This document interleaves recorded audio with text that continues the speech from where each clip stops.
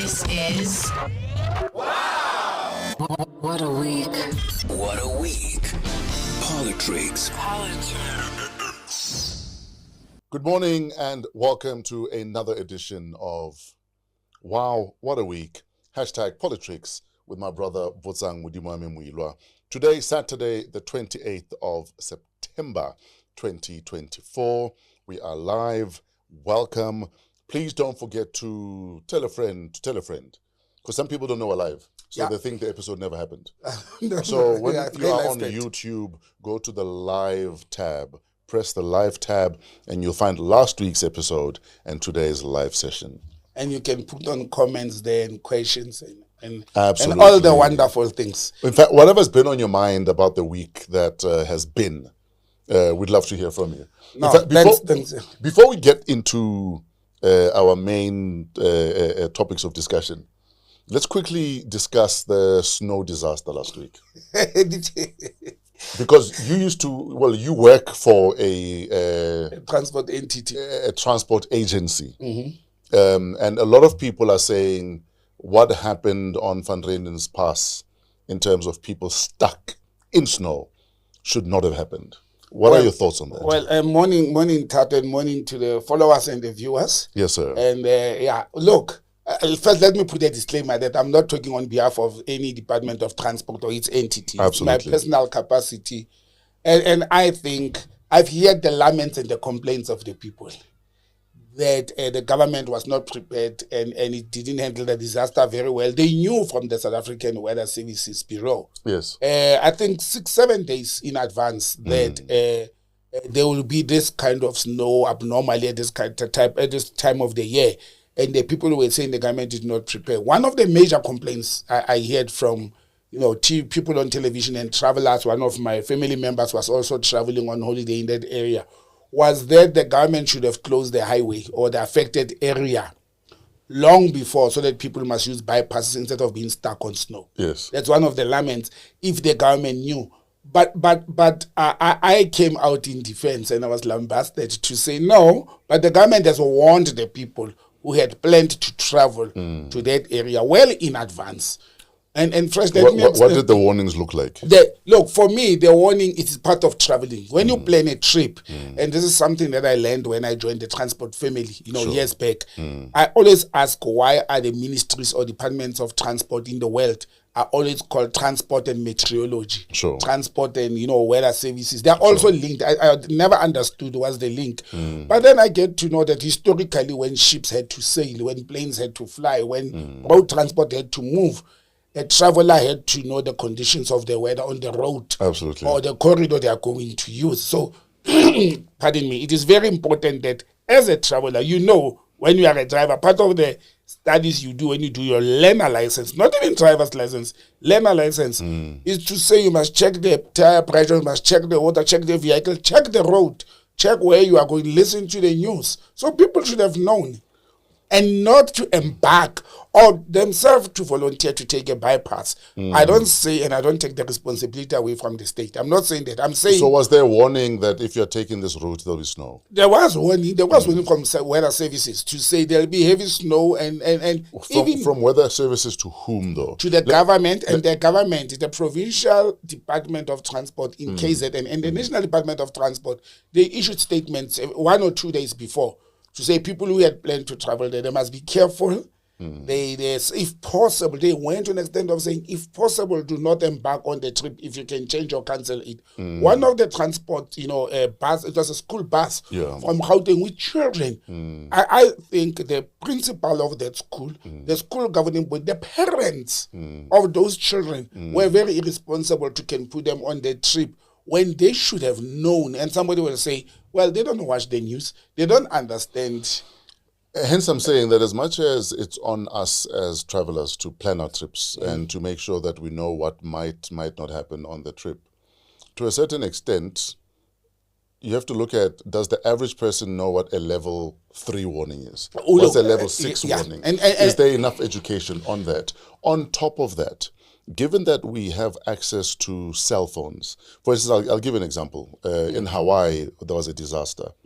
But the system in Hawaii is such that your cell phone will be pinged if you are in an area of a disaster, to say to you, be saved, to say to you that this is what is going to happen, go find higher ground or leave this area. We have access to all of the technology, but we don't use it. No, but the thing is, we can't wait for the disaster to happen and then you to say, oh, flip, we're not disaster ready. We must be disaster ready anyway. I mean, you look at KZN. KZN has a flood problem. Yes, it might be sporadic. It might be sporadic. But every time it happens, the first thing we're told, oh, flip, drainage, we have drainage issues. The drains are blocked. There's no water flow. We are never disaster ready. Well, I concede to that as a public servant, but I just hope that my colleagues in the transport fraternity, they have learned out of this experience, because snow can happen in June, July, and people are still traveling. They don't only travel around September, school holidays. We have school holidays in June and July. Yeah. The Van Reenen Pass itself, I mean, I've traversed that road several times. It's a disaster area, actually. Whether it's rainfalls, whether it's cold, even when it's just cold and not snowy, you get what they call flat ice on the road. Oh yes. And that's also a challenge. But I think the government can work on that, but the people must also. What I'm emphasizing on is that we must take the responsibility. Let's all take responsibility. People should act very responsibly. If I have to travel to a place, especially drivers, we all have cell phones. Even people who are not drivers have cell phones. People are on TikTok and YouTube and everything else to check all them gossips and the wrong things about the country. But they never check things that impact on their lives. We have to add to that as well. There must be a national responsibility that we take as human beings before we start blaming the state. Absolutely. You understand? So for example, I think the majority of the people who were stuck there, if they would have taken the responsibility to check the weather, to check the warnings, they would have not driven to that road. The complaints to government would have been lesser. For people who said, I didn't check the weather, I don't even know what is level 8. Even myself being in the transport family, I don't know what is level 8 of storm warning, and because I normally don't drive when there's disaster periods or warnings and all that. Naturally, I don't even drive at night. So those are some of the responsibilities that road users can take. Imagine if you fly a jet in that, or a helicopter in that weather, and you say the government didn't prepare itself enough so that when my chopper crashes, it's still part of transport. Yeah, but the thing is, don't forget that protocols for air travel are different from road. And air travel people are held to a way higher standard. They behave better than road users. Because you have to be licensed at a higher standard than us who drive. Then let's up the standard. It's bad enough we don't even need a license to raise a human being. We should even be licensing raising human beings. The broken people out there raising human beings. You know what, let's get to our politics. What I like about one of the comments of last week. One of the viewers was saying, hey, Uncle Tat and Uncle Pia are informing us while they are also entertaining us there. That was so funny to see that. In fact, the comments are open, so feel free to let us know what you think. For me, the long and the short is this. Let's not be a reactive people. Let's be proactive. Yes, we generally don't live in a disaster-prone area, but let's be ready for whenever a disaster does strike. That we don't look back and we're crying. That's fair. We don't look back and we're trying to release funds because now there's a disaster. And people need to be relocated or have housing, makeshift housing built for them. And there's political hyenas there who will put their hands and into then those funds. It becomes football. A problem. It becomes political football. Now I'm taking a picture next to a shack with someone who's lost the entire family, saying, "Oh no, I'm here for you." No, I but hear, are I we hear really brother. there for them? I hear you, brother. When I go back to work, these are some of the ideas I'll put on the table. Absolutely. Oreo McT on YouTube says, "Diaboa Kotwane." So the capital without an executive mayor. Oh yeah, Oreo has read our mind. Celia Brink has been, well, he was booted out. Yeah. He lost the vote of no confidence. The vote of no confidence, but the DA saying they're going to fight on. In fact, is it Solim Simang? Yes. Who are saying that we're going to fight, and we're going to fight to have him re-elected as soon as a new mayor has to be elected. Look, Tato, you remember last week we spoke about it to say come Thursday, 2 days ago, Brink will be out. The writing was on the wall. Remember, they needed Action SA, and Action SA has not been backing off.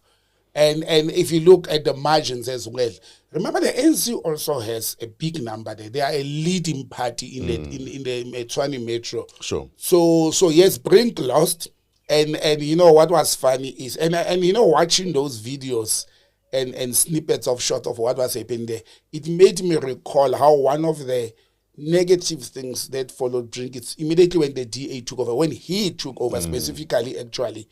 There were chaos with employees, no salary increments, with the people unions were not paid, and unions, Yeah. and I think they started on the wrong foot. You don't mess up with the working class and the unions, and that's why staff members were celebrating. But they must hold on a little bit and not behave like Kaizer Chiefs fans, because we may see Brink coming back after 14 days, and I'll tell you why.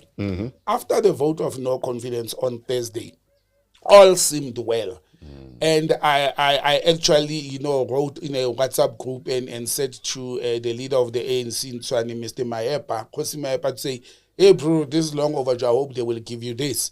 Because the ANC has a policy on coalitions. They've crafted a document that is guiding them to say where they are in majority, they must take the lead of the establishment, whether it's provincial or local or municipal. So logically, that says to me, where they've got more numbers, there must be the mayor. But I liked what and not do what they did to us in Johannesburg. In Joburg, yes. Yeah. But what I like about the ANC Secretary General, one of the people that I enjoy listening to in Gauteng, TK Ngiza, was saying, but we are not hostile with our policy position. We are prepared to go and engage with other political parties. Even if we are in majority, if another political party wishes to have the mayorship in exchange of a speaker or more numbers of MMCs, it's okay, we can engage on that. That is how you negotiate it. That's how you get into negotiations.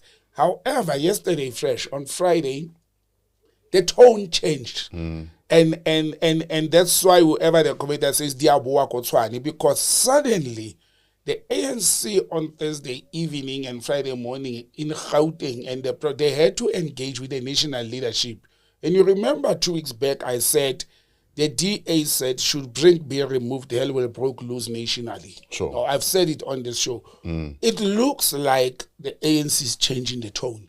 From if I read what the spokesperson of the ANC said last night in Tshwane, after engaging with the national and the provincial leadership, it looks like there's a change of tone from what they're saying. They're talking in tongues. They are no longer saying Brink is gone, we are putting our person there. As recent as last night. And concurrently with that, the DA started issuing statements that no, we are bringing Brink back. Give us the 14 days, we are bringing Brink back. He's going to come and recontest and we'll do everything under the sun to get him into power. Now, these are the 2 major political parties that have signed a coalition agreement or the government of provincial or national or local unity agreement. And it comes from the top. And in fact, Msimanga of the DA was saying Lesotho is pushing against national leadership. Yes, that yes. We have agreements in place. Yeah, but who is Msimanga to can tell Lesotho on what is happening in the organization? Lesotho is in a much more better position. So, no, I'm not fighting my national leadership. And the Gauteng ANC has come and said that to say, we are not fighting, we are not differing with our national, we are engaging with our national leadership. Most important, what Gauteng has done, what ANC is doing in Gauteng, it's what President Ramaphosa himself said jokingly the other day to the people. It's you who voted like this. We are doing the way you have voted. You didn't give us a outright winner. So you'll get a little bit of that and a little bit of that. And that is what Lesotho is doing actually. But the Gauteng is doing it just here to say whoever is in majority must take the leadership of the municipality. And I think that's where the difference is. Gauteng is saying where ANC leads, ANC must lead. When they lead in numbers, they must lead in occupying strategic positions like the mayor and the speaker. And I think, look, guys, if we are talking democracy, that is correct. That is right. If the majority of the people in Tshwane gave the African National Congress about 88 seats, if I'm not wrong, then let those 88 seats lead all others. Understand? And this is where we are going to test the Action SA. What do you call it? Principle in politics. Because they are the cause of this whole thing. Absolutely. Action SA is an important child of this Tshwane family at the moment. Let's talk about Action SA, because some people are saying, looking at how Herman Mashaba moves politically, you can tell that he's politically naive and has zero experience. Yeah, you can see that Fresh, and he's playing into very dirty hands of people. You know, the ANC and the DA, they are veterans in politics, you understand? But also, he seems unprincipled, and I'll tell you why. Politicians, Aren't we talking about politicians here? Politicians always changes their mind. But the principle, something you will stick to it, Sure. to say this is a no compromise position. I'm not talking about not working with the ANC. I'm not referring to that. I'm referring to, I am unable or failing to pinpoint what is Action as a strategic position Sure. towards this behavior. What is it? Is it for service delivery? Do they think the ANC will deliver better than the DA? Are they not part of core governing in Tshwane in this instance? Because you can't blame the DA to say there's no service delivery when the deputy mayor of Tshwane comes from Action SA. So I don't know where will the compromise be to bring back, and what would have been the challenge and the problem. Because when I apply my mind and I think logically, I think the Action SA were satisfied with that. Tshwane has a deputy mayor. Yes, sir. And in my book, she has been doing very well and they've been very happy. I don't think it will make sense for them to want to elevate her to be the mayor against the ANC numbers. It will not make sense. But I don't think that's where the problem is. I don't think the problem is with Action SA. I think the problem is with the arrangement and the agreement between the ANC and the DA, which does what? It leaves the EFF isolated. Because the ANC rose into this position again, or they managed to successfully win this motion of no confidence due to the EFF numbers in Tshwane. The EFF played a pivotal role. But we know that the DA does not want to work with the EFF in any form of government. Yes. Again, there's an influence of Ekurhuleni.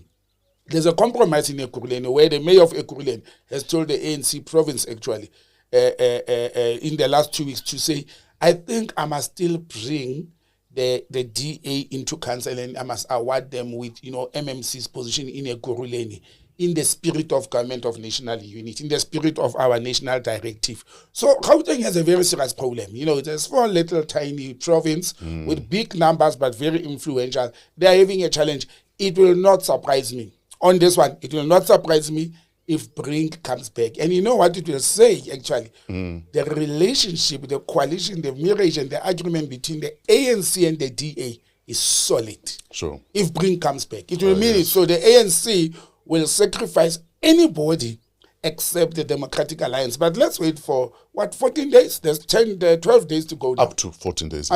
They have up to 14 days. I think they will drag it until the last day in order to clear off some of these challenges. Ntols in the comment section says, is it not interesting how the DA did all in its power to try keep Brink in power, but they were nowhere to be found when it was Mayor Mpho Phalatse, Dr. Phalatse in Johannesburg? What are your thoughts of that? Fresh, that person is very observant, and it's one of the people who are not in denial that the DA uses its black members when it suits them. Once you as a means to an end. Once you have achieved the intended objective, they discard you. They didn't only do it with Mpho Phalatse. They've done it with almost all of them, their spokespeople. If you look at what they've done with Mmusi Maimane, who led them very well, under Mmusi Maimane, the number of black people in the DA went up. Yeah, but they're saying he lost them numbers at the election. With their own internal election. No, but domestically, there was a challenge, obviously. The EFF was born. Other parties consolidated themselves. And what are they saying about that? Why are not they saying the same thing with Steenhuisen? He lost numbers at the elections. But Steenhuisen is a white person. Mmusi is a black person. That's the difference. That's why they are also doing that with Brink. But if people are still going to deny in this country that the Democratic Alliance is a white liberal party representing the interests of white people, then they will never know and understand politics. Black people who are there, they are only required when it's time for placards and toy and the voting. That's all. And free t-shirts. Yeah, and once it comes to the limelight, they will discard you. You understand? So I think it's got a well observation. They're still going to fight. They didn't just fight. They're still going to fight. They are saying Brink will come back. And I've said already, it will not surprise me. But it will take the ANC. This is where the political position of the ANC will be read. And by the way, I've listened to Mavuso Msiman the other day of the ANC. A political position does not mean you must think black for the ANC. Does not mean you must think like a liberation movement. They think for today, they think on the current conditions of the country at the moment. And for them, it's not about liberation movement, not about black and white. It's about who they can go to bed with and they can work better with. Before elections start, you will recall, I'm one of the people who said it will make policy sense for the ANC to work with the DA because they've got liberal policies. We must not talk historical stuff. Historically, no. But when you look at the way ANC, it's a center, more right party with noise on the left because of the Communist Party and alliance to the labor movement. But when you look at how the ANC has conducted itself from 1994, it's a liberalist party, it's a pro-capitalist, it's a pro-market-based organization, and they are not shy to even say we are a market-orientated political party. And I think it has not, dwell well into our system to say, by the way, the ANC, the liberation movement, and the ANC, the political party, are two separate entities. Sure, absolutely. You are checking out Wow What a Week, hashtag PoliTricks. Myself, Fresh Tato Sikwane. It's weird saying my own name. And Botsang Modimowame Moiloa. We are live on YouTube, so your live comments are most welcome. The Sheila Man is lamenting the connection. We are sorting out the connection issue, Sheila Man, but thank you for your concern and your comment.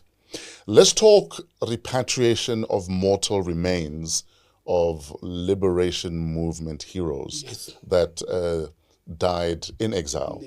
And in fact, this story reminds me of a Vernon Nkadimeng. Vernon Nkadimeng was literally my neighbor in Gaborone, Botswana. So there was our house, my neighbor, the block of flats Vernon Nkadimeng stayed at. Vernon Nkadimeng was killed in a car bomb explosion. Wow. And we were in class. I remember it was about 10 a.m. We were in class. And so my school was 6 houses from my house. Vernon Nkadimeng's flat was 3 houses from my school. So when this car bomb went off, it literally rattled the school. Yeah, it rattled the school buildings. And I remember half of us ran, literally hid under our school desks. So when we go home, we're told that, no, there was a car bomb and that Vernon is gone. I mean, we were children. I mean, we were like 11, 12 years old. So we never interacted with him, but we knew him. He was a nice guy. He was a young guy. He was a young, cool dude. And all of a sudden we're told, no, he's gone. He's gone. In a car bomb. And when you look at the attacks that used to happen, cross-border attacks by the ASNDF, whether it was Botswana, Lesotho, Swaziland, Mozambique, as far as in some instances to Zambia, they will go there in Angola. Absolutely. So a lot of those people were probably never buried at home. Yeah. Well, Fresh, look, my only lament with this, I think it is a good thing. It happened on the Heritage Month in South Africa. Sure. And the Heritage Month that I have a problem with and I always question. Nonetheless, I can't always go against the tide. But it took too long, Fresh. Especially for liberation fighters that we knew. Let me tell you on record that there are thousands of South African liberation fighters who died abroad. Some were killed, according to the reports we are getting, by the liberation movement themselves. Some were assassinated by and some they were never buried formally. Sure. One of the people whose mortal remains were brought back to the country this week on Wednesday is the one of the former leaders of the PAC, John Nyati-Pukela, who actually was a president of the PAC that time because he was the central chairperson of the PAC, and after Robert Mangala Sobukwe passed on in 1978. So before Zephaniah Mutupeng was elected the president in 1987, 1988. He was the president. He died in Harare, and he was given a state funeral by the Zimbabwean authorities. Yeah. So this was 5 years after Mugabe became president. Exactly, 1985. Yes. Now, why did it take us so long when we knew where the mortal remains were? Because this was a proper burial. And those that were identified, one of them was the former PAC leader in Lesotho, Politico, and many other ANC. Duma Kanokwe, for example, the former Secretary General of the ANC, he was a key figure in the ANC, and SG for that matter. They knew where he was buried, you understand? Because it was not one of those that disappeared in exile. So I think it's good that it has happened. And with this, about 47 of them, but there's thousands that are still missing out there. We all know that the 1976 youth leader who was last seen in Conakry, in West Africa. Nobody knows where's the mortal remains of some of these youth or people are. And I think because these countries that hosted South Africa during the exile years, they had a coordinated effort. Most of them.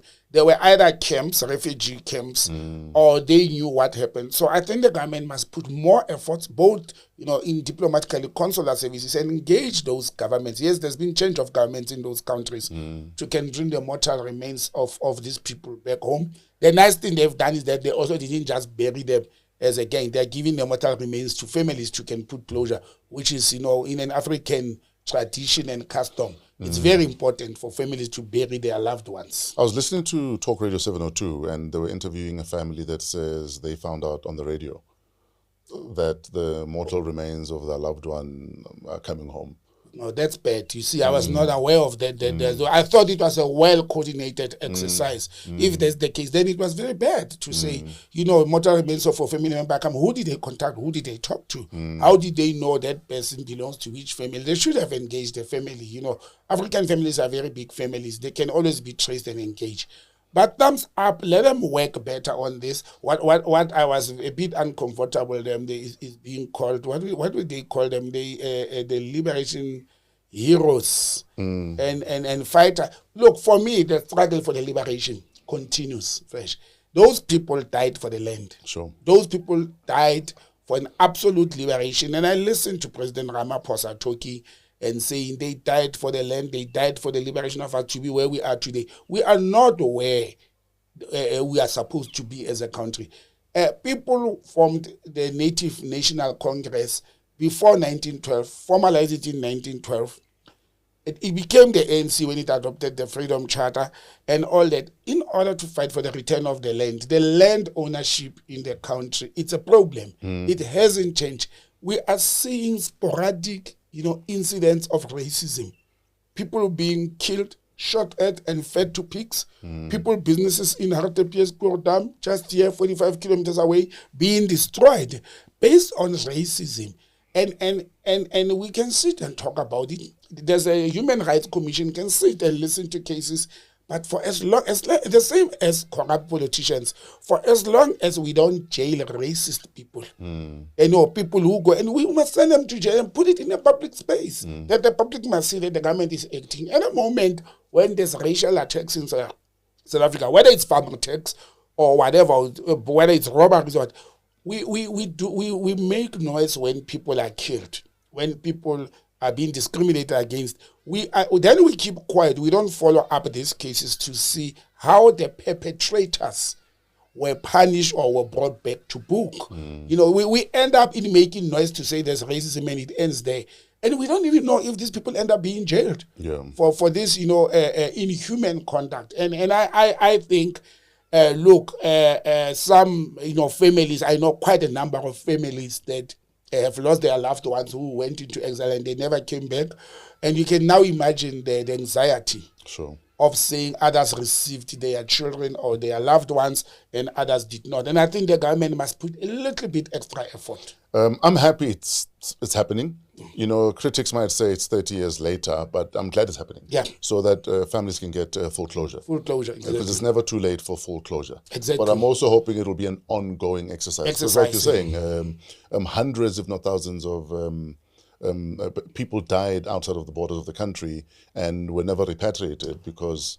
Look, it may also, open some wounds, you understand? I mean, one of the things that I always talk about, and I know it's a very thorny issue, that there were people who were killed in exile camps by the leaders of the liberation movements, by their own comrades, as suspects of being askaris or sellouts or whatever, or sometimes indifferences. We have read in many articles and books that even the leader of Umkhonto weSizwe, Mr. Hani, before he was the leader, the late Chris Hani, he was one of the people who were supposed to be executed, but he, survived, or something happened that he was not killed. But there were people who were killed, and not only in the Umkhonto weSizwe camps, whether it was in Apla or Azanla camps, Azanla, which is the liberation army of of Azapo at the time.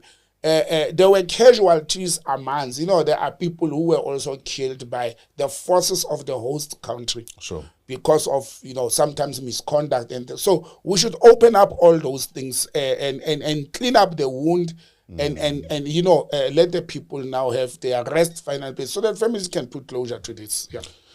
Simpiwe in the comment section says, damn, I'll miss the live show again because of another funeral. Askis. He will catch up. Nzika says, Batung, Lona le Tsosana Hussein. Nzika saying we're waking up. Nzika saying we're waking up way too early. Shout out to Mrs. Ole in the UK. I am listening and watching from gym, loving the live show. That's Mrs. Ole in the United Kingdom. Let's talk about the judiciary, the NPA, police services, and if they are materially imbalanced, if they are racially imbalanced, and like you often say, if they're captured. Yeah. Yeah. Well, but Tato, this was brought into my mind by the 2 or 3 things that happened in the last week or 2. Yes, sir. One as recent as 2 days ago, the court decision on Dr. Hlophe, the former Western Cape judge president, and look, we are having a politician now. This is where the 3 arms of the state. Okay, so for those that don't know, what was the court decision? Okay, the court decision was that Dr. Jan Hlophe has been suspended from being a member of the Parliamentary Committee on the Judicial Service Commission. It's the same committee that impeached him. It's the same committee that impeached him. Okay. Okay, it's a parliamentary committee. But Yes.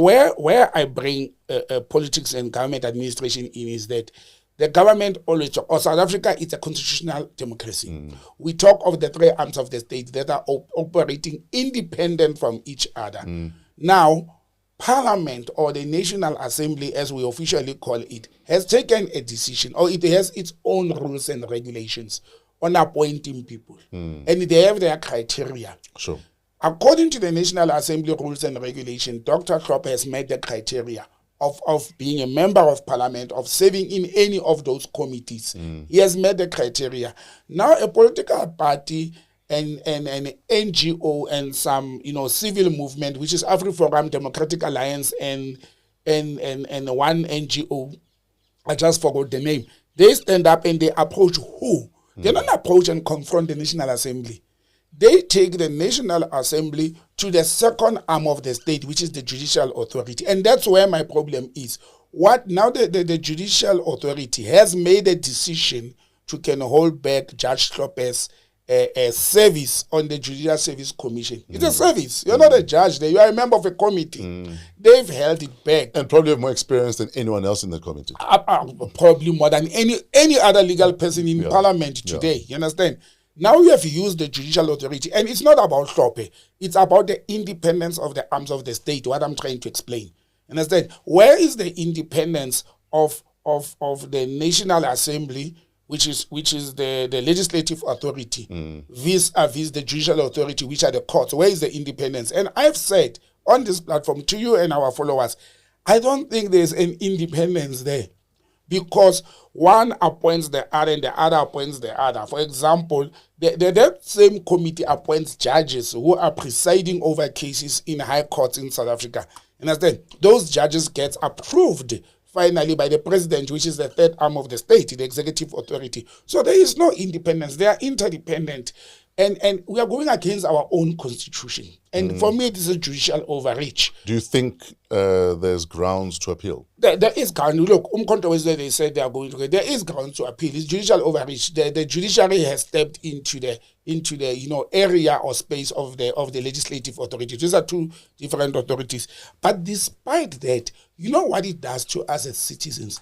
It delays service delivery, because now you look at the timing when this decision is made. compared to the time when the first sitting of this commission is supposed to sit. One of the things that people are, remember, Umkhonto is the official opposition in South Africa now. Do you know that the constitution or the rules of the National Assembly says members of that committee must, 3 of them must come from the opposition. You understand? It does not mean in any format or what. 3 of them, there are 6 members, and it can be more, but 3 of them must come from the opposition. So the opposition in this instance, some controversy is the first opposition, followed by the EFF, and then maybe any other political party which is not part, like the ACDP, which is not part of the GNU. Now that's where the overreach comes in. Okay. We are interfering with affairs of the other. But also I looked at the cases of Lama. Is it Loma or Lama? The guy who was repatriated, extradited, actually, there's a right word, from England regarding the... Oh, yes. Yes. The Kusile power station. The Kusile power station, the ESCOM, yes, corruption matter. Looting. Looting, yeah, Yes. well, that's not even looting, it's beyond looting because it's billions. You look at the treatment that the National Prosecuting Authority gave this gentleman vis-a-vis what they offered to the PA of, what do you call it, the PA of former Premier of Gauteng, it's Makashule, who was last month, not long, extradited from the US. Yes. She was handcuffed, was not allowed to talk to anybody, thrown into the police vehicle, spent more than a week in detention to apply for bail. Eventually she got bail. This one, we must also remember that he was a fugitive. He ran away. He was a fugitive. But the man was still, he was never handcuffed. I don't care about his medical conditions. It does not mean you can't be handcuffed because he came in being pushed with a wheelchair. Yeah. Humanitarian, thanks, South Africa, a good country. With a neck brace on. Yes. But the minute, if people paid attention, the minute he reached the police vehicle, he got off the wheelchair, he took himself into the car. He was not assisted to get into the car. He was not handcuffed. I'm simply saying, when you look at these things, these are the things that says to the people in South Africa, there is racial, differences in how the system is treating people. Sure. We are seeing it live. I'm not making anything. Right now, there's a lady who was sentenced to prison for 5 years this week for being corrupt or benefactor of some, what do you call that incident of corruption? It's not the VBS, the other scandal. She was sentenced to 5 years. She was a very junior person, like an officer or a clerk in that whole process, and she got kickbacks. Oh, yes. You understand? She got kickbacks. Or the digital vibes scandal. Digital vibes scandal. Yes, in the Department of Health. Health, yes. And I think it's the case that involves the former Secretary General of the ANC and the Minister of Health. Yes. That case. Now, I always say the government will go for low-hanging fruits and small fishes when it comes to crime. This is a very small fish. She got less than 500,000, about 380,000 rands as a kickback, sentenced to effective. And again, this is why I question the judiciary. Effective 5 years in jail. The big fishes of Steinhoff, who came and said, I stole billions, I'll cooperate with the state, I confess. Then you sentenced to 5 years, totally suspended in jail. 380,000, first time offender, 380,000, you go 5 years effective in jail as a mother. Then you've got a white person who stole billions from the state. And cost other people lives. Billions. Yes, lives. Some people lost lives because of all these things. Yes. Now, where is the judiciary applying their minds? This is where I'm questioning the conduct of the police, the NPA, and our judicial system. The recent one of Loma, the recent news as recent as this morning, actually, as I was driving to the studio, his lawyer was on the radio saying he has heard, but he hasn't confirmed with the client that he may turn a state witness. Again, that part, I've got a problem with that part of the law. That high-collar crimes, people who steal billions of rands from citizens or from the government, once they are caught, they become state witnesses in order to can walk away with lighter sentences or no sentences at all. I think, you know what does they do? It actually encourages people to be criminals. When I look at it, if I can go and steal R1 billion and the state recover $500 million or another $500 million, I've squashed it somewhere, and I say I will pimp Trevor and Fresh and Mr. X that they are the ones who were stealing with me, then our legal system is a problem, because then it makes those who can betray their fellow criminals. Yes. You can get away with murder or with crime, and it encourages. That's what I'm saying. It encourages people to be criminals if they can barter with the state, you understand? To say, no, don't send me to jail. I'll tell you how I stole the money and with who and where's the money. So it's okay. If you are caught, you can negotiate your way out. If you are not caught, what if they don't get caught? Look at the billions, if not trillions of rands that the country lost due to the Kusile power station failures and the looting and the robbery. We have lost, businesses are closed. People have lost lives because of what you call load shedding. There were hospitals where machines went off, kids incubators were not working. So the looting of ESCOM created murder as well. Yes. In a normal country, some of these people will be charged for murder, understand, as well, because their action resulted people losing their lives. And we are not doing anything. And the actions were premeditated. They were premeditated. That's another thing. They were premeditated. That's why I call it murder. Understand? And we let them negotiate with the state. What are they negotiating? What is the NPA? How do you negotiate with the thug? First of all, right now, the police commissioner of KZN is not negotiating with thugs. If they shoot at the police, they kill them. We are clapping hands. But our law and other entities of law, the National Prosecuting Authority, the courts, and everybody else is negotiating with criminals that are costing this country trillions of rands that could be aiding with unemployment and other issues we are faced with. In fact, speaking of murder, there's another case that made headlines this week. A soldier who intentionally infected his girlfriend with HIV, Yes, who's been sentenced to life in prison. Yes. Because apparently he intentionally, knowing he was HIV positive, removed the condom without her consent. Yeah.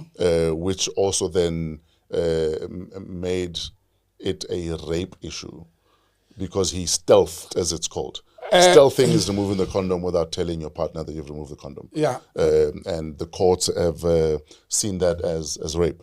So my question is this.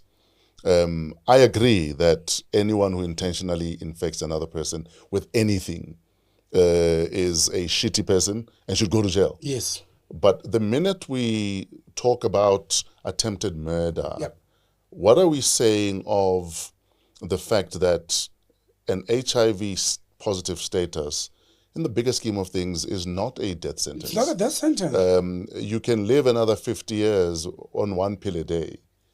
And are we not reversing the gains we've made against stigma? Because the stigma generally is, I'm HIV positive, I'm dying tomorrow. I'm dying tomorrow. Yeah. You know what I mean? So as much as I agree that someone must be thrown in jail for a very, very long time, I don't know if it's attempted murder. It's again, you are bringing up the overreaching aspect. Yeah. The judiciary is overreaching, and they're even doing a mistake against another government entity. The health sector has been saying, guys, HIV, it's not, a death sentence. And I agree with you. I think it's far-fetched. Understand? You can say did that person die because of HIV? No, the person is still alive. He was infected with HIV by this person. First, it's a very thin line you can come to those areas. In that case, the sentence happened this week. But it's a very old case, it's few years old. And again, does the court say, so when you are HIV positive, you should be knowing that you are going to die, you are going to kill somebody? Then the court is wrong. Then the court is absolutely wrong, because that guy can call medical experts to come and testify and say, but that is not true. And also, you look at, do we want to go and charge the Minister of Health and the President of this country for infecting people with what now has become evidence, and South African scientists are involved in that process with some Italian scientists, that COVID vaccines are causing cancer, and they had an excess of certain toxins. Are we going to charge them for attempted murder? Because in some instances, people like in the health sector, if you remember, people in the health sector, they were not forced to, but they were required those words I'm using them very carefully. To can go and vaccinate for COVID and all. Are we saying that we are dealing with quite a number of things? I've spoken in the past about road traffic infringement. You drink, you get into your limousine or your Ferrari, you get into the road, you crash and you kill people.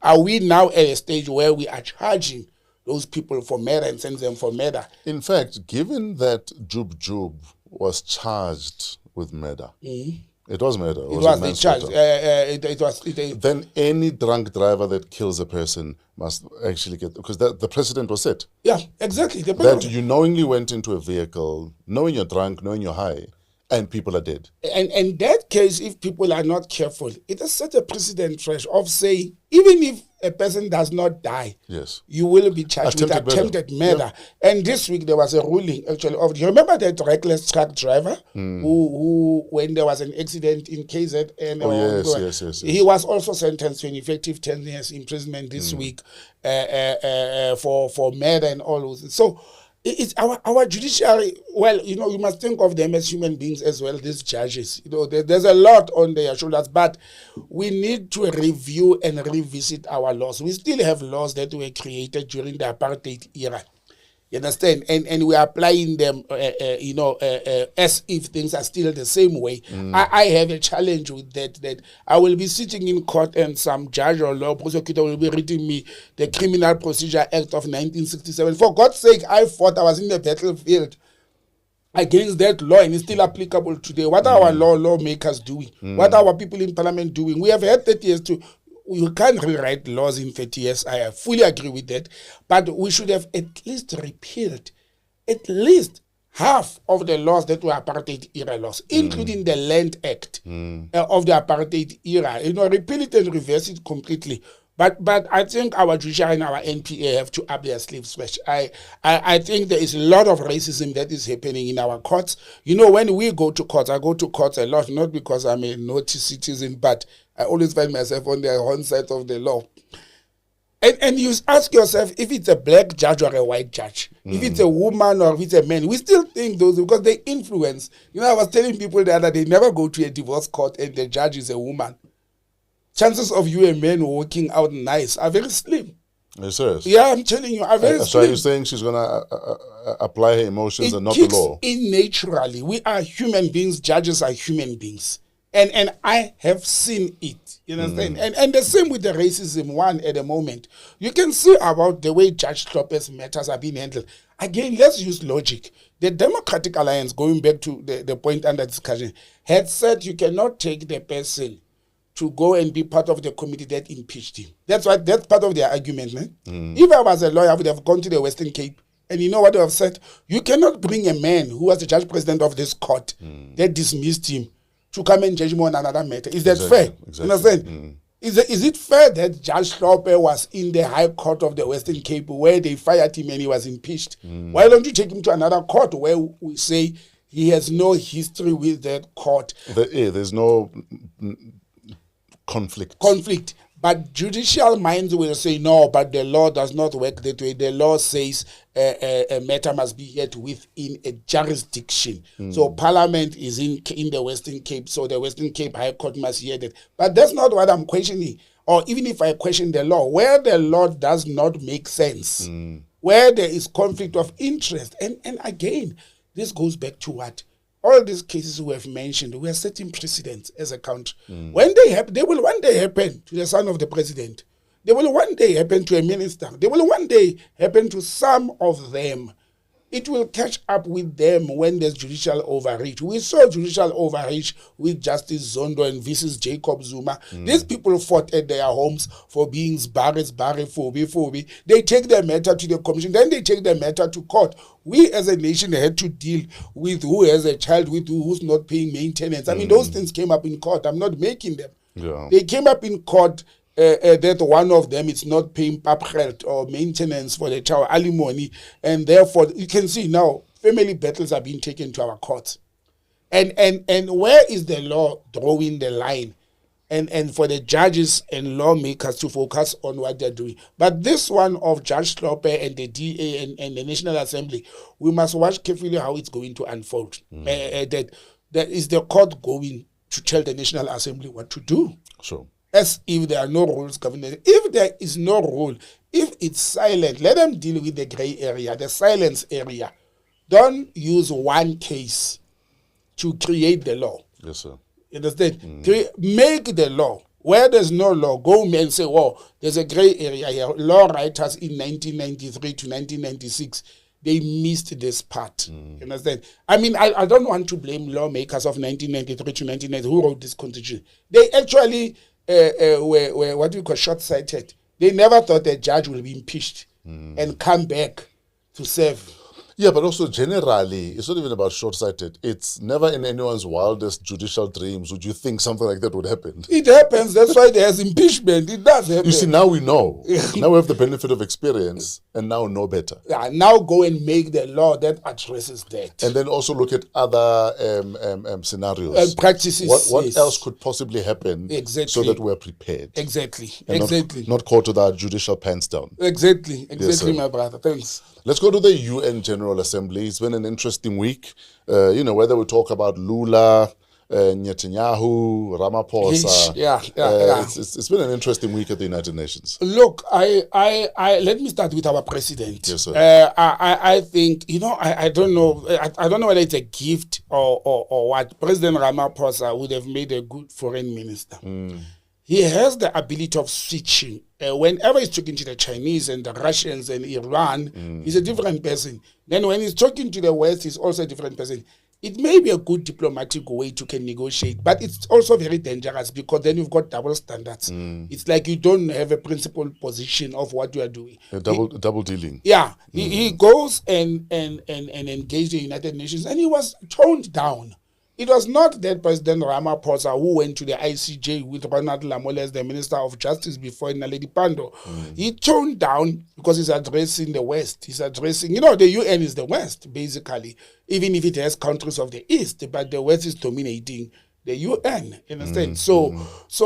And for me, the reason I will bring the Lula part in, President Lula da Silva of Brazil, he actually, if you listen to his speech, I actually even printed it. He spoke like he's an African. President Lula spoke about how Africa is the rich continent, but its wealth is being stolen by the Western countries and not shared with Africans. And he was wearing a green, gold, and black tie. I'm very observant of such. I'm like, did President Ramaphosa give President Lula the speech and the tie? He was wearing an ANC color tie, and he was talking as an African. He was talking about the minerals from Sahel to Sub-Saharan Africa and everywhere. And this is the man from Latin America addressing the UN, something that I personally think President Ramaphosa should have brought that thing to the fore. He did raise a number of important issues, the issue of Palestine, the war in Ukraine. He has raised them, thumbs up. But I think he was too toned down, especially looking at where the world is at the moment with all these wars. And my challenge also is him going to tell the West that they are looting Africa. They are taking minerals from our land, and this must stop. Part of those minerals, fresh. Look at it this way. President Ramaphosa has the ink and the pen to can change the laws that the West must stop looting our mines. Somebody comes, and I made an example to friends during the week, and I said to them, somebody comes to your house, takes your kids, your car, your wife, and puts in a corner there and says, I will call you in to come and eat with us or sleep with us in the main house when I want. And you go to that person. The day you have shuttles out, you go to that person and say, can we talk, man? Can we talk? You can't be asking my son to do gardening. He's good in washing dishes. That's what President Ramaphosa is doing. He's going to the West to say to them, you can't be looting our minerals, our gold, our uranium, our platinum. He's got the pen and paper to make laws in this country that will make those foreign agents to stop looting. Simple as that. Why go to them? I'll raise you a President Lula could have also addressed African leaders. Yes. To say, stop allowing yourselves to let your people down by allowing this looting to happen. Yeah. It's all good saying to the West, stop looting Africa. But if our leaders are saying, you're welcome, It's also your home. Yeah. That doesn't help either. I agree with you, but that's why I'm saying President Ramaphosa was not supposed to go to the UN and raise this issue. Yeah. He was supposed to go to the Parliament, the National Assembly in Cape Town, to the lawmakers or to his cabinet and say, can we draft and change laws? We've got a mining charter. Yes. You must actually do what Masisi is doing in Botswana with the mining charter that Zuma left hanging at 27% of the mining minerals to be redistributed in the country. President Ramaphosa is supposed to check this moment. It is his second term, and he's sitting in the government of national unity now, as they call it. He's supposed to go to his cabinet and to parliament and say, guys, no, this mining charter must be brought into effect. For us to stop the looting of our mining minerals, we are going to pass laws. Remember, we are a law-abiding country. We want to stick to what the law prescribes.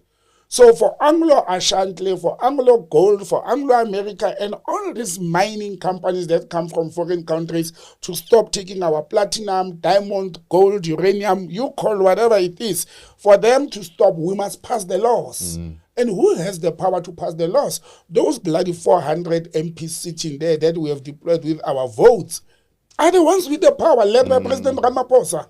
They are the ones with the power to change the laws that can make these companies. And why are we afraid? You are not afraid to go and beg in front of over 100 nations. You want to go and beg and say, stop looting our resources and take our unfinished product and selling them back to us. You go and you beg, but you are afraid. Where? The West is not there. It's you with your comrades and your fellow lawmakers. You are afraid to stand up and say, guys, let's change this law. Hence, I say, at some stage, it needs to stop. We need to stop with the blame shifting and look in the mirror and say, it's us. What role am I playing exactly in the problem that I am in the first place? Yeah, I agree with you. And after they do that, these African leaders, you know, I saw a very nasty comment on Twitter saying, somebody was saying, can somebody send one missile to the United Nations headquarters? Because everybody's there at the moment. I'm like, that's very nasty, okay? It's called a hard reboot. Yeah, reboot the world. Again, these African leaders, you know, on a lighter note, but for me, it's not a lighter note. I know people say it's a lighter note. There's somebody who went and did an analysis of the arrival of dignitaries at the United Nations. And before they boot out Netanyahu, they say all African leaders, all fresh, not most, all, including our own president, when they arrived with an entourage, the delegation, was all of them more than 10 people. This is the poorest people, or people representing the poor continent. They all were staying in 5-star hotels. All African leaders in New York to the United Nations General Assembly were staying in 5-star hotels. For security reasons, shouldn't you be staying in a decent establishment? What security? So are they saying the Prime Minister or the President of France, Macron, is not at risk? Compare Macron and Ramaphosa. Who's more at risk in the world at the moment? Was he at a 2-star? Some they stayed in low-cost housing hotels. Some they even shared vehicles. I've learned that the Chancellor of Germany came with a Mercedes-Benz and he gave a lift to the Prime Minister of Luxembourg. They drove in the same car. African leaders, they all had Mercedes-Benzes, limousine, big cars with a convoy of security personnel, staff members, as if they are the world leaders. They are not even leaders in their own countries because Africans don't want them. Africans are rebelling against, they are not rebelling enough, but the people are not happy in this continent about their leaders. Then they stay in 5-star hotels. Then they drive big cars. Then they've got the biggest delegation. What to do at the UN? Two things, despite three, they show off one, but two things that they went there for. They went there for to ask the so-called superpowers to give them 2 seats to allow them seats in the United Nations Security Council. That's the first thing. The second thing they go there for is to go and ask for foreign aid. France, America, please, UK, help us with money, help us with some more billions. Our people are starving. But you rock in a Mercedes-Benz, you rock in a limousine with 10 bodyguards. Again, that's how stupid our leaders are. And I'm using that word very strongly. They're very stupid because no normal person, I can't be a broke father and go to my neighbors to ask for money to can buy my children food. and I rock in with a Louis Vuitton suit, driving in a limousine or a Porsche or a Ferrari. What nonsense is that? And that's what our leaders are doing. They are actually a shame to the face of the world. You know, I saw one of the videos when one of the African leaders, I think the leader from Ghana arrived. Chancellor of Germany was standing there to receive him, you understand? And he was just astonished, you know, at the number of cars that were parking there. Not one, not two, 7, 8 vehicles. And I think African leaders are a disgrace. They are actually a disgrace. They are misrepresenting us. They are wasting our resources. That's why the West will take trillions of uranium and gold and diamonds from our land, and they will donate 1 billion. And that 1 billion, half of it goes to the president and the cronies. Yeah. That's what is happening in this continent. Before it goes and build one hospital, and that hospital will cost $500 million. A hospital that costs 100 million will cost $500 million in Africa. And the West, who are donating this money, and I've worked in an NGO, you know, from Denmark that was donating money for Africa. And I've seen how monies are being squandered. Actually, I was employed to stop that. I was appointed to stop our own people from squandering their money. And it's upset. It's hurting that we have African leaders who go to New York and they think they went shopping. Yeah. You understand? That's what they do. They go shopping and waste state resources, and the West allows them. But the West will allow them. You know why? We are stimulating their economies. We are big spenders. They give us money. The president steals it to buy their wife a Louis Vuitton bag. When kids in the hospital, they don't have basic You also stuff. forgot not just the wife and the small house. Let's also maintain the small house. Please. Yeah, and probably the smaller house as well. But again, it's a disgrace what our leaders are doing. And none of them, not even one of them, is calling them to order. Not one African president stands up and say to others, brothers and sisters, let's stop this. Let's do better. Let's do better, man. Let's be better people. Not one of them. And people are saying I'm talking with disrespect when I talk about them. They don't respect themselves. Yeah. How do they expect us as citizens of the continent to respect them when they don't respect themselves? You can't tell me out of 54 men, okay, it's not 54 because we've got some countries like Burkina Faso not being there. Let's say approximately 47 countries go to the UN representing Africa. Not one of them has the brains, functional brains, to say to the others, sons and daughters of the soil, as we call each other, let's go and meet somewhere in a bar or 2-star hotel. And we're in New York, for God's sake.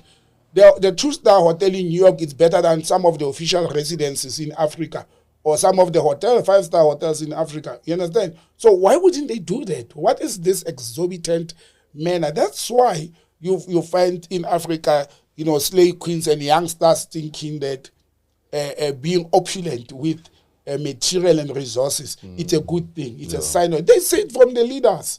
They see it from the people who have put into power to lead us. It has looked normal for a township boy whose parents are struggling to want to wear sneakers that are costing 5,000 rands.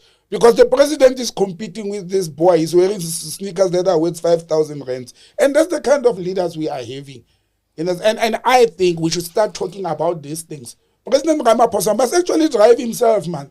You know, at some stage, he must just say, security, let me drive myself. The man will even lose driving skills. The day we fire him, like we fired Brink, what is he going to do? At least he's always walking, so he's got experience. Oh, yeah, he's walking. He's one of the, you know, when you are, it looks like everybody in Cape Town is walking because they've got space and nice places to walk. Absolutely. But yeah, that's what happened in the UN, and that's very disturbing. Let's talk about Netanyahu. Oh, yes, the Prime Minister of Israel, in standing up and addressing the UN, there was a walkout. He was being booed and thumbs up. But look, it's a symbolic gesture to say we don't want to listen to you. And they didn't walk out when he was called in, when it was his turn, just when he started talking. But he continued with the arrogance. He continued to... Let me tell you something. Every nation could walk out of the General Assembly and America remain. That's all he wants. Yeah. They're like Bonnie and Clyde. That's all he needs in his life. And they've got a lot of seats there, and it's in their land, so they'll have more Americans sitting there. Even there's administrative people sitting there. I don't think he cares. He doesn't care. And I think generally the global writing has been on the wall.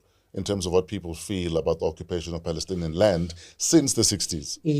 So I don't think he cares. Netanyahu has never cared, and I don't think he's about to start now. No, but look, that walkout is but look, the world is changing. The world is moving slowly into a different direction, and I think it will dawn into the head of the Americans and the Israelis that their time will come when this whole thing will end. I'm starting to think that actually Israel is suicidal. I think they're suicidal. You can't go and be bombing 5-6 countries at the same time, and you are saying to them, bring it on. You understand? You can't be doing that. I think they are calling for a third world war. I think they are calling for a full-scale war, and they must be very careful, because once this war, in my view and opinion, once this war starts, it will not be an Arab-Israeli war. It includes many other countries who have vested interest in that area. And I think the American elections must come as quick as possible to save the world. I still believe the decision in America is going to change the game, especially if Donald Trump, for peace sake in the world, he's a typical American as well, but for peace sake, for the rubbish that is happening in the Middle East, in Gaza, in Palestine, in Beirut now, Lebanon, I think the arrival of Trump may hold this back a little bit. But looking at the polls in the U.S. over the past week, Kamala Harris is polling way better than Trump right now. Yeah, but it's too early. There's still a month to go. It's still look, the media will portray that. Remember, this is about money there, and who has the media, who has the voice in the media. Some people talk better than others. They express themselves better than others. Kamala Harris has been more in the media and public platforms and been liked more, talk things that makes more sense to people. And it defeats Trump because Trump is a doer. He's not a talker. He's not a good talker. You understand? He's not the best person you can put on a platform. He will start insulting and calling names, telling us how Kamala is not actually black and things like that. And I've seen that somebody in the US has released Kamala Harris' birth certificate that actually says she's not really a black person. But that's neither here nor there. I think the elections in the United States are going to be very important for peace in the world, both in the NATO war with Russia as well as with what is happening in the Middle East. Volodymyr Zelensky of Ukraine says he has a victory plan. Yeah. But the victory plan that he feels will bring Russia to their knees and maybe want to negotiate obviously involves them being able to lob missiles into Russia. Yes. And Russia are saying, if there are any American missiles or anybody else's missiles in our country, you are declaring war on us. Yeah, well, Tato, if where will Zelensky get the missiles from if it's not from the UK, the US, and France? You understand? And I think, look, there is no war that is a good war. But I think Russia is correct in this instance. If the USA is going to give Zelensky missiles to can attack Russia in the mainland, then clearly the USA is attacking Russia. And Russia says, I will respond, and I will respond accordingly. I'm not going to be dealing with small fishes. I will respond with my missiles to the owner of those missiles. And all this happens when America is also giving missiles to Israel. You understand? But in the middle of that whole discussion, where Zelensky was making a presentation to NATO, by the way, he's asking for more money and more missiles and more arms to can continue the war. Trump calls in Zelensky. Okay, Trump says it's Zelensky who calls him. You see, President Trump is not diplomatic. He even released the letter that Zelensky wrote to him to ask for a meeting. And one, obviously, President Zelensky, Vladimir, is not happy that Trump went public about this. He wanted it a closed meeting. So he thinks Trump is the bad choice for America. So it's, again, another foreign president is trying to influence elections in the US. Zelensky thinks it's better to have Harris because the Democrats seems to be supporting Ukraine more towards the aggression with Russia. So he says Trump, he first said something very bad about President Trump, and then he asked for a meeting with him to come and explain himself. And Trump is simply saying, but your plan is not going to work. You know, there's no victory plan. But I think Trump is realistic that there will be no victory against Everyone is Russia. losing. Everyone is losing. Everyone is losing. Yeah. And I think he's being realistic. That's why I'm saying he may not be a good talker in a public space, But he's got a practical mind, and I think that's what made President Trump a very good business person. You understand? He thinks practically. They are all losing into this whole thing. And I think Zelensky is also not, diplomatic as a person. I don't know what is he benefiting when his country and his people are losing on this war. If I realize that my people and I'm a leader are losing on a war, I will do everything in my powers to try and bring this war to an end. And he's not doing that. He's not doing that. Are we happy with everything UN and the General Assembly? Yeah, no. Anything else on your mind? I've covered the UN and the General Assembly. I think, like I said, the UN is a show off. It's a toothless dog. They sit there every year. They talk nonsense. It never works. Give a fun about polio measles. Yeah. No, give them polio and measles and COVID. They will vaccinate the world a lot.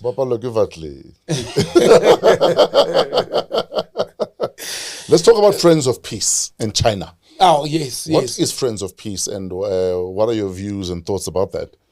Look, first of all, I must bring back the history. I think it's a very good attempt by China. Yes, sir. But this comes back from what used to be called IPSA, India, Brazil, South Africa. It was called the South-South Cooperation. India is in the south of Asia, South Africa in the south of Africa and Brazil. Then it became BRICS, which are also, countries of the south that are not members of NATO. Now, what China is doing, China has called in a meeting of countries of the south and who are peace talking as well. You must not just say countries of the south. Countries like South Africa that are talking of peace in the world to say, let's stop all the wars, let's use diplomatic, engagements in order to engage. So China is regrouping those countries to can engage regarding the Russia-Ukraine war, to say, let us use diplomatic platforms. Something that, again, your friend joke, what do you call people who joke? What is his profession? Vladimir. He is a comedian. Not Vladimir. He's a comedian by profession, by the way.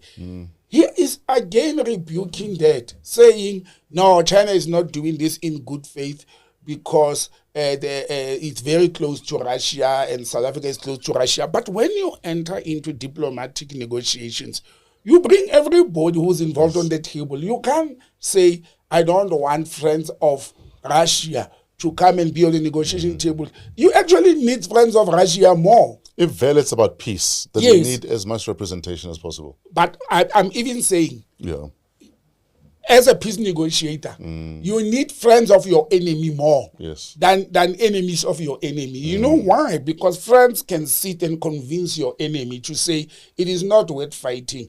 Mr. Putin, Zelensky is prepared to come to the table and talk. You can't say friends of Putin must not come to the table or must not initiate. You can't want to rely on friends of the North, which is NATO. What Zelensky is doing is he wants NATO to resolve the war. NATO can resolve the war and bring peace in between Ukraine and Russia because NATO is the perpetrator according to Russia. Sure. You understand? You can't say they are the ones who should bring peace. The only thing that will bring peace between Russia and Ukraine is NATO. When NATO is an active participant in the war. Now China is doing an attempt to say, let me bring those who are not involved.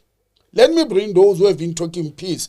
India, Brazil, South Africa, and other countries, Saudi Arabia. Come, let's talk to Putin as friends and call a meeting between Putin and Zelensky. What's wrong with that? But do you think a Putin or anyone else would appreciate what seems like an intervention? Look, that's what it's going to read like. Unless we're all talking peace. Yes, but if it's my, my allies calling me to the side, it feels like an intervention. They are intervening. It's okay. What's wrong with an intervention, Fresh? And President Putin doesn't strike me as one that would appreciate an intervention. No. I don't know. I've got a different view. He's really... Remember, to go to a full-blown war, you need your friends and your neighbors. You understand? So I don't think President Putin will shut down what Jinping, the premier of China, is going to propose. Let's sit and talk. Everybody wants peace. This war, as you said earlier on, everybody is losing in this war. I've read a statement issued by the ministry spokesperson, Minister of Foreign Affairs of Russia. They are saying they are prepared to engage on any engagement or diplomatic or whatever, but that is not going to stop them from fighting while negotiations are happening, because NATO is not stopping what they are doing. That's the first part. The second part, they are saying they will engage in any diplomatic engagement to can stop what they call a military operation. Remember, they don't call it a war. Russia says this is a military operation to stop NATO from advancing to their shoreline or their borders. Yes. You understand? If anything that says NATO, you'll stop what started this war, what broke the 2014 peace accord. Remember, this comes from the 2014 peace accord. You understand? So Russia is saying, if anybody says we should talk in stopping that, we will listen, we will get engaged. I don't think smart people who read The Art of War, and I think President Putin is one of those products of the Art of War. People who read the book, who live by The Art of War by the former general, the Chinese General Sun Tzu, they will know that The Art of War actually does not talk about the war. It talks about peace. Yes. The Art of War is talking about to avoid war by all means necessary. Only go in when you don't have a choice anymore. So I see President Putin as a person who lives by the art of war, who says, if there's an opportunity, I'm not losing anything. I've already lost during the war. But if there's an opportunity to go into a negotiated peace settlement, and everybody walks happy from the table, I will enter into those negotiations. That's what the art of war prescribes to some of us. But I think this is a good attempt by China. And I think South Africa should be in the middle of that. But you know why China is also pushing for this? Sure. They are losing economically. Remember, this thing has an impact on economic trade as well. They are losing. They are friends with Russia, friends with... China is trading with everybody in the world, including the US. You understand? To this day, Fresh, I sometimes think politicians, even those that I love, like President Putin, are bullshitting us. America, to this day, is still buying commodities from Russia. Yes. They're still buying gas from, even under economic embargo and sanctions. So what nonsense is this, that these political heads, leaders of the world, are saying Russia is under sanctions and they're still buying their commodities because for their own survival? You see the selfish state position of politicians. For their survival, America buys what they need from China. Other countries that are pro Russia are buying commodities like wheat from Ukraine. The other day I talked about how Turkey, which I don't trust Turkey in this war. They seem to be playing double dipping, double standards. Turkey is talking about Russia, Israel, this must end. We need peace. Hey, Turkey, the pipeline that supplies Israel with gas and fuel, it crosses Turkey. Yes. If you want Israel not to have fuel, you must cut that pipeline. Then I will believe that Turkey is doing and telling the truth. But again, they are playing the world. Everybody wants to be seen as a peacemaker. Everybody wants to be seen as, I'm the one who brought this peace. Absolutely. And therefore I'm the most important person. They don't care about reality on the ground. And some of us are awake enough to realize that they're playing the world with games. The only president that I can trust in this, who does things the way he talks, is Traore in the Sahel, in Burkina Faso. Yes. He lives by what he's saying. He doesn't play marbles. He's showing true leadership. And for the people, the rest. And doesn't hesitate. He doesn't hesitate. He makes a call and he goes. The rest talk left, walk right. Some they don't walk. They are just stuck in the middle. We don't know if they're still existing as countries. They just went silent. I mean, we are busy as Africans worried about the war in Russia and Ukraine. Yes, it impacts us as member of the global community. We are worried about the war of the Palestinian children by Israel. Right now, this past week in Sudan. Remember the paramilitary took over some sections of Khartoum, the capital, a few months back. The military went into fully-fledged war in Khartoum, in Sudan, to reclaim the capital city back. No, nobody's talking about it. You know why? Because they're getting nothing out of Khartoum at the moment. There's nothing to be interested. Understand? They are already oiling their oil very well enough on the south part of Sudan. and they are comfortable until this war in Sudan impacts on the oil wells owned by Shell and Best Petroleum of Britain, and it starts impacting foreign nationals. Then the world will talk about it. For as long as it does not impact on their economic and exploitation interest, it's none of my business. It's none of their business. Absolutely. In conclusion, yes, brother. Let's talk about Russia welcoming any efforts to stop what they still call this military operation. Do you think there's hope in terms of this thing stopping? Fresh, this is personal. I think there's hope. I think the fact that Russia is welcoming the efforts, yes, it will stop. I think it's gradually coming. The countries of the world are tired. NATO countries themselves, they can't afford to fund this war anymore. It's a bucket to the hole. Exactly. But there's also another thing that has impacted a lot of these countries is Russia now pushing the BRICS decision of trading with own currencies like the ruble. President Putin announced during the course of this week when they were busy in the UN. Remember, he's banned; he can't go there. Yeah. even if they are members, even if they're a permanent member of the Security Council. At least he can send a representative. Yeah, but he was talking about how Russia has clocked over 40% on international trade and payments with the ruble, the currency. They've kept the dollar out, and he says it's increasing.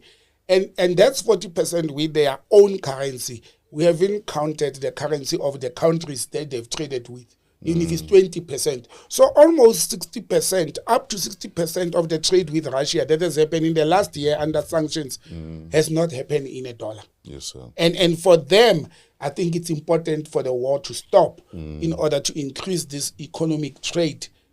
Russia will benefit more if the war stops and then they start trading. Especially that the platform has been set. It has been set by BRICS. They are hosting BRICS in the next 4 weeks. Everybody will be ascending there.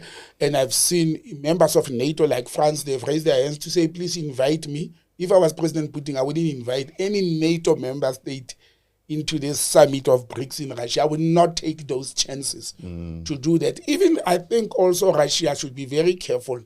If I was a Russian, I would advise the president to go and fight hard enough in the BRICS summit not to accept member states of the West easily. Because there's a lineup of countries from the West. Some of them are NATO member states who have applied. Some are friends of the West that we know that have lined up to join BRICS. If I was a Russian, even a Chinese, South Africa, you can't count it, shame. We can't. We go where the wind blows. But if I was a Russian, I would say to President Vladimir Putin, stop now.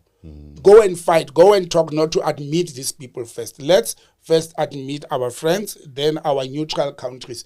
They can still trade with the West bilaterally, but to put them in the BRICS bloc, BRICS must not get excited about expansion. Yes.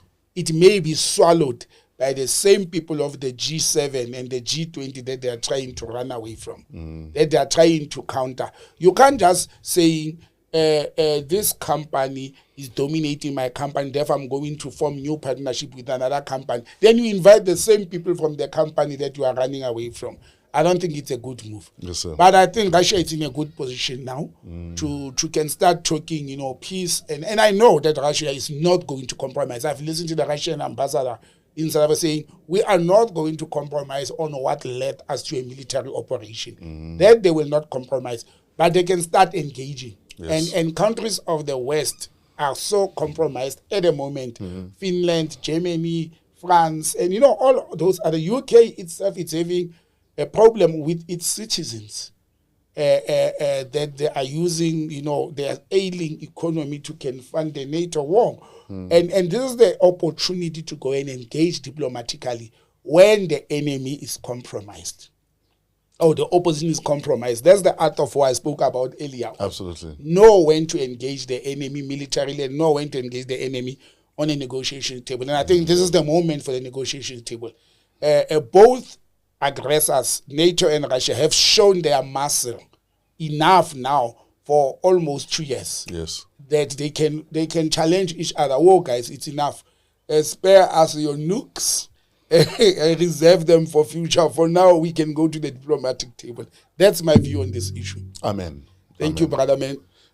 So we've been having on and off connection issues. Okay. But this episode will definitely be available to view for those that might have had online. issues. Okay, yeah. For those that might have had issues. In closing, brother, what are you looking forward to this week? Well, brother man, not much happening. Things are going to be subtle. The UN and the Parliament is going to start working. Yes, sir. To this week, and those who went abroad will be coming back. The president and his delegation, if they are not yet back at. Yes, sir. You were saying 14 days to Tswan, or up to 14 days. I don't think it will happen within 14 days. I think they are going to wait for the last minute. So let's wait and see, brother man. And I'm just happy with the viewers that we pulled another live episode, challenging one.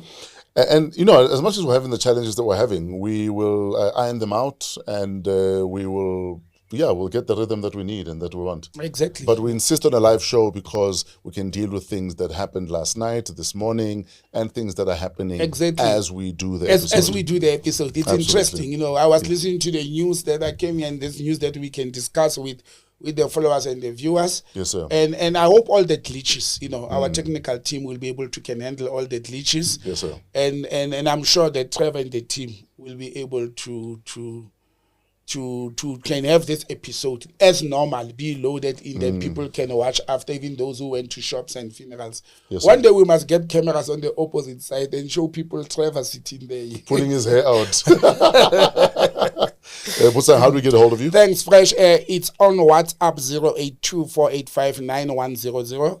And Is that strictly for business or it's for business or only. proposals? I don't know. Business proposals, yes, that I will take. And then on social media, it's at Botsang M. And on email, it's botsangm@gmail.com. Oh, by the way, you're asking what is also happening. It's month end. Yes, sir. I had opened a competition at the middle of last month for my 2 upcoming books that I had targeted kids between the age of 12 and 16 to can do the graphic design of the books. I've received about 16. I'm so disappointed. I expected more. 16 applications or contestants or proposals. Okay. And then I'm going to review them over this weekend. And then I will announce to those that which logo I think I will go with. Not logo, the graphic. Or of design. the design cover that design. I'll go with, yes. Great stuff. There's one that I saw, it really catch my eye, but I said, let me not get excited. Let me wait for others. The closing date is on the 31st. So I'm going to start looking at it. So next weekend, I'll probably announce on this platform who are the lucky ones. Great stuff. Yeah. Wow, what a week. Hashtag PoliTricks. Coming to you live from the Domboshaba mobile studio. If you'd like to hire the studio, email bookings at djfresh.com. Bookings at djfresh.com. And for other business, email waw@africapodcastnetwork.com. Shout out to Pezulu Works, Trevor and his team for all of the videography. Shout out to Botsang, our Politico and analyst. And you for tuning in, for interacting, for subscribing, for liking, and for sharing far and wide. And last shout out to Kelezo Modisakeng, our executive producer. I think until next week, have a wow week in spite of yourselves.